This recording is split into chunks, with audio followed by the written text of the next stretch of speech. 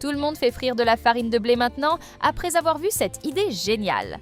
Dans un récipient, je vais mettre 700 g d'ailes de poulet, une cuillère à café de sel, une demi-cuillère à café de poivre noir, une cuillère à café d'ail en poudre, une cuillère à café d'oignon en poudre et aussi une cuillère à soupe de moutarde.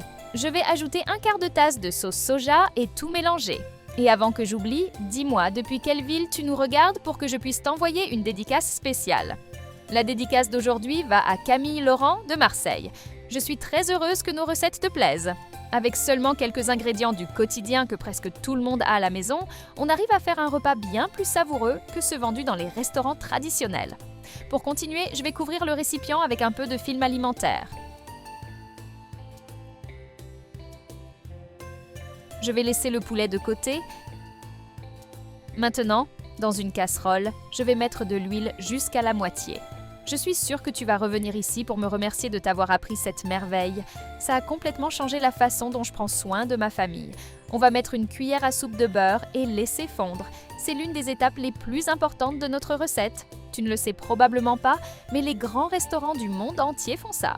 J'ai appris ce secret avec un chef italien très célèbre. J'aimerais vraiment pouvoir te dire qui c'est, mais malheureusement, il m'a fait promettre de garder le secret. Ma famille et tous mes amis adorent quand je prépare ça à la maison.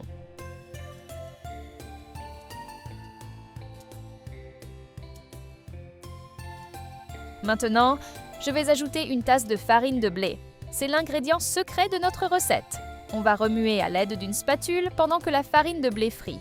Tu te demandes peut-être pourquoi je fais ça. La farine de blé va enrober la viande du poulet en créant une couche croustillante et très savoureuse. Moi-même, je me demande comment je n'y ai jamais pensé avant. Ensuite, je vais ajouter le poulet qu'on avait réservé. Je l'ai laissé reposer pour que les assaisonnements donnent encore plus de goût. Quand j'en fais chez moi, il n'en reste jamais. C'est tout simplement impossible d'en manger juste un peu. Après la friture, on peut déjà le sortir de la casserole. Le poulet doit être bien doré et croustillant. Même mes voisins viennent chez moi quand ils sentent l'odeur pour me demander quel est mon secret. C'est une excellente option pour les jours où tu n'as pas beaucoup de temps pour cuisiner, bien mieux que ces recettes compliquées pleines d'étapes difficiles. Je te mets au défi de me dire une façon plus savoureuse de préparer le poulet que celle que je t'apprends maintenant. Si tu ne me crois pas, fais-le chez toi, puis reviens me dire ce que tu en as pensé. Ça me fera vraiment plaisir de le savoir. Tu n'as pas besoin de sortir de chez toi, ni de dépenser beaucoup d'argent pour manger une recette digne d'un restaurant 5 étoiles.